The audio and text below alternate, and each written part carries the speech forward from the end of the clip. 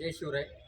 खरं तर शिवजन्मभूमीमध्ये शेतकऱ्यांना या ठिकाणी शेतकऱ्यांची पिकं या ठिकाणी खरं तर आत्ता या थंडीमध्ये जोमात आहेत.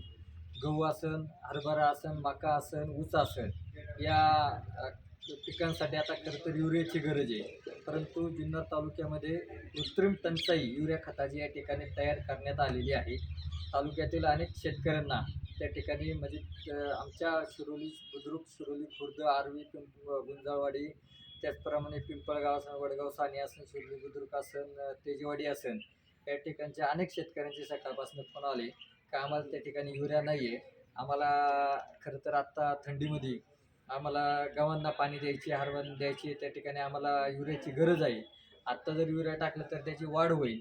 8 दिवसांनी आम्हाला जर भेटला तर त्याचा उपयोग नाही आहे. मग त्यानंतर मग कृषी अधिकाऱ्यांनी या ठिकाणी फोनवरून संपर्क केला. त्यांनी सांगितलं तुम्हाला युरिया उपलब्ध करून देतो. परंतु युरिया तर काही त्यांनी काही दुकानदारांची नावं सांगितली. मी काय आता काही त्यांचं सगळे हे करणार नाही. परंतु सावरगावच्या एका दुकानदाराचं नाव सांगितलं. म्हटले त्यांच्याकडे युरिया उपलब्ध आहे.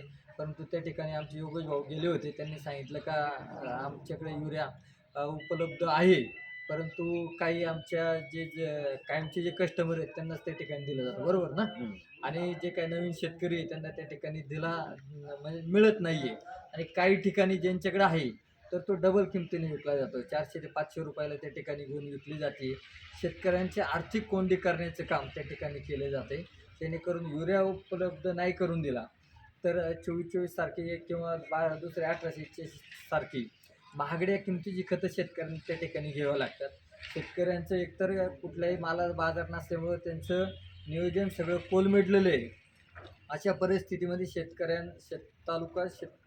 कृषी अधिकारी यांनी शेतकऱ्यांना त्या ठिकाणी 2 ते 3 दिवसामध्ये युरिया उपलब्ध करून द्यावा अशी त्यांना विनंती करण्यासाठी आणि निवेदन या ठिकाणी आम्ही त्यांना दिलेलं आहे.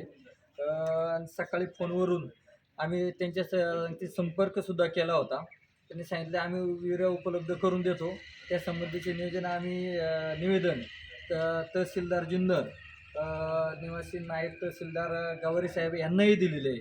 आणि सकाळी आम्ही आपले कृषी मंत्री दत्तमामा भरमेने यांच्या संगती फोनवरून सुद्धा संपर्क करण्याचा प्रयत्न केला. परंतु त्यांच्या पीएननी फोन उचलला. ते काहीतरी कार्यक्रमात होते. ते नंतर कॉल करून तुमची जी अडचण आहे ती त्यांच्यापर्यंत पोहोचवतो म्हणून सांगितलेली आहे. तरी माझी कृषी मंत्र्यांना विनंती आहे आणि तालुका कृषी अधिकाऱ्यांना विनंती आहे, आम्हाला लवकरात लवकर 2 ते 3 दिवसात युरिया जर तुम्ही उपलब्ध करून दिला नाही तर जुन्नर तालुका शेतकरी संघटनेच्या वतीने आपल्या कार्यालयाला या ठिकाणी टाळ ठोकून या ठिकाणी तीव्र स्वरूपाचं आंदोलन करण्यात येईल. याची आपण त्या ठिकाणी दखल घ्यावी आणि आम्हाला या ठिकाणी कारण जुन्नर तालुका हा शेतीवरती अवलंबून आहे.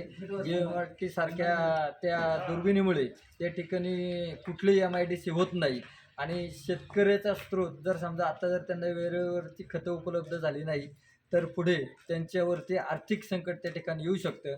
याचा सर्वांनी विचार करावा आणि लवकरात लवकर आम्हाला न्याय द्यावा याची विनंती. जय हिंद, जय महाराष्ट्र, जय शिवाय.